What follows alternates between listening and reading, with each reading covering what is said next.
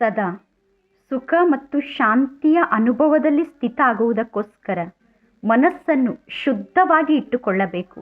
ಅದಕ್ಕೋಸ್ಕರ ಪ್ರತಿಕ್ಷಣ ನಮಗೆ ಈ ಮಾತಿನ ಸ್ಮೃತಿ ಇರಬೇಕು.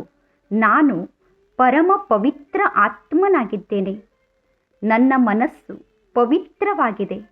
ನಾನು ಶುದ್ಧ ಆತ್ಮನಾಗಿದ್ದೇನೆ.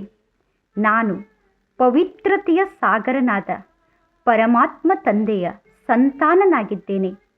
ಪರಮಾತ್ಮ ತಂದೆ ನನಗೆ ಅನಂತ ಪವಿತ್ರತೆಯ ಶಕ್ತಿಯನ್ನು ನೀಡಿ ನನ್ನನ್ನು ಶುದ್ಧ ಆತ್ಮನನ್ನಾಗಿ ಮಾಡಿದ್ದಾರೆ. ಪವಿತ್ರ ಆತ್ಮನನ್ನಾಗಿ ಮಾಡಿದ್ದಾರೆ.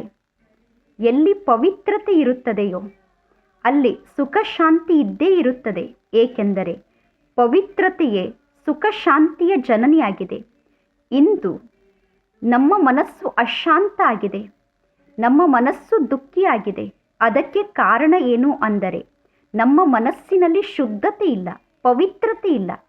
ಅದಕ್ಕೋಸ್ಕರ ಮನಸ್ಸಿನಲ್ಲಿರುವಂತಹ ಎಲ್ಲ ಕೆಟ್ಟ ವಿಚಾರವನ್ನು, ಅಪವಿತ್ರ ವಿಚಾರವನ್ನು, ಅಶುದ್ಧ ವಿಚಾರವನ್ನು ಪವಿತ್ರತೆಯ ಸಾಗರನಾದ ಪರಮಾತ್ಮ ತಂದೆಗೆ ಸಮರ್ಪಣೆ ಮಾಡಿ ಪವಿತ್ರತೆಯ ಸಾಗರನಿಂದ ಅನಂತ ಪವಿತ್ರತೆಯ ಶಕ್ತಿಯನ್ನು ಪ್ರಾಪ್ತಿ ಮಾಡಿಕೊಂಡು ನಾವು ಸ್ವಯಂವನ್ನು ಪವಿತ್ರ ಆತ್ಮನನ್ನಾಗಿ ಮಾಡಿಕೊಂಡರೆ ಎಲ್ಲಿ ಪವಿತ್ರತೆ ಇದೆಯೋ ಅಲ್ಲಿ ಸುಖ ಶಾಂತಿ ಇದ್ದೇ ಇರುತ್ತದೆ.